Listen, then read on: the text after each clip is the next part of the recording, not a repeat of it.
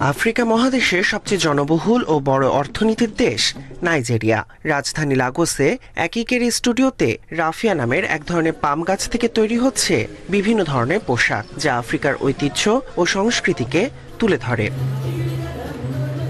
জলবায়ু পরিবর্তনের কারণে দিন দিন বাড়ছে উষ্ণতা। পরিবেশের এই বিপর্যয়ের জন্য আধুনিক পোশাক শিল্প অনেকাংশে দায়ী, কারণ বর্তমানে পোশাক তৈরির ক্ষেত্রে কোনো টেকসই পরিকল্পনায় গ্রহণ করা হচ্ছে না। এই সমস্যার সমাধানের জন্য কার্যকর এক উদ্যোগ গ্রহণ করেন ডিজাইনার আপসিকেমে উকানিরে।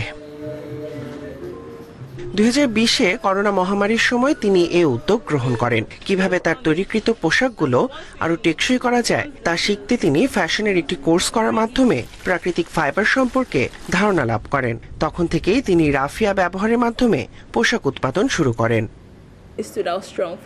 বিভিন্ন ধরনের চাপ সহ্য করতে পারায় রাফিয়া প্রথমেই আমার কাছে অসাধারণ মনে হয়েছিল। যখন আমি এটি ধুয়েছিলাম ও রং করেছিলাম, তখনই আমি বুঝেছিলাম রাফিয়া অনেক শক্ত একটি বস্তু। এরপর আমি রাফিয়া দিয়ে একটি জ্যাকেট তৈরি করি, যা সত্যি চমৎকার ছিল। রাফিয়া পাম গাছগুলো সাধারণত পশ্চিম আফ্রিকার দেশগুলোতে বেশি দেখা যায়। মানুষের ঘরবাড়ি, মাছ ধরার জাল তৈরির জন্য এটি ব্যবহার করা হয়। পরিবেশ বান্ধব পোশাক তৈরিতে এবার এই পাম গাছের উপর গুরুত্ব দিচ্ছেন উদ্যোক্তারা।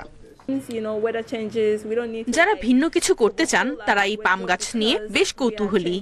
মানুষজন আমাদের তৈরি পণ্য পছন্দ করছে। টেকসই এই পণ্য আরো মানুষকে আকৃষ্ট করবে বলে আমার আশা।